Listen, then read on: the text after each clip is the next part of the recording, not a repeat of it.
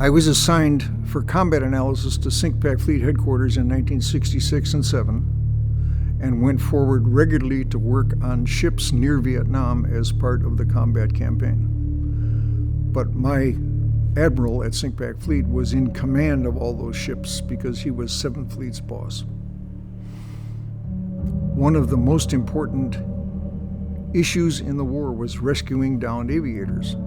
But in the toughest targets, in the earliest part of the war, we would lose as many as 1 out of 100 sorties. And that meant a lot of aircraft downings, a lot of aircraft loss. Typically the aircraft was not recovered. And sometimes the aircrew was not recovered, but when it was possible to recover the aircrew, that's what we tried to do.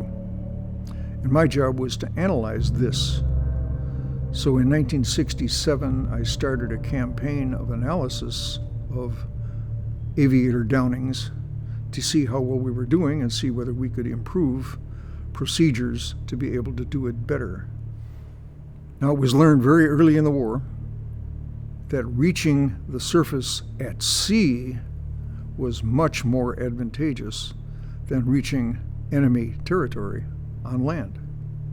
And so aviators, if they could, nursed their damaged aircraft out over the sea because their chances of success were much higher there because we owned the sea. It was a sanctuary. And the North Vietnamese basically posed no challenges if our aviators could get their aircraft out over the sea before they left the airframe. And that success in reaching the sea increased the chances of being rescued to about 90% from what had been about 10% on land. So this process went on. Hundreds of aviators were down because we lost thousands of aircraft in the Vietnam War by the time it was all over. Suppose for a moment that there were no rescue forces. The steps that are entailed for an aircraft whose crew is going to be downed are the aircraft's hit. The aircrew recognizes that the aircraft is so badly damaged they're going to have to leave it. They need to make a judgment about what the likely lifetime is left in the aircraft before they leave it, because that gives them a sense for whether they can reach the coast or not and get out to sea. Once they do leave the aircraft, typically by ejection, then there's a time interval before they reach the surface and become available for pickup.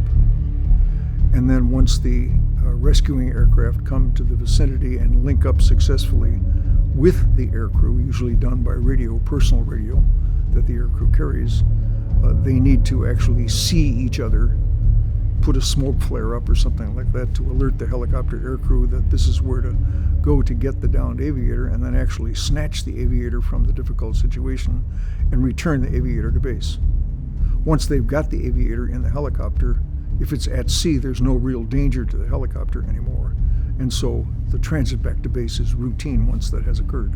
So measuring the time interval between all the steps that I've just described is the job that needed to be done using combat data, and figuring out ways to reduce those time intervals for the operating forces in the theater was the job to bring improvement to the process and make it more likely that injured aircrew would get the medical attention they needed sooner, was the focus of the analysis. And the techniques to do so were to improve the communications gear at the time, be sure that the command system was streamlined enough to get word to the rescuing aircrews in the helicopters more quickly, and be sure that they could find the downed aircrews once the time came for them to reach the vicinity of the downed aircrews and effect the pickup. I think I helped save lives.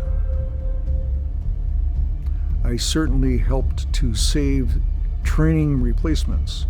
And in those days, the cost to replace a pilot, put a pilot in a squadron aircraft for combat, cost about $1 million. It probably costs 10 times that now.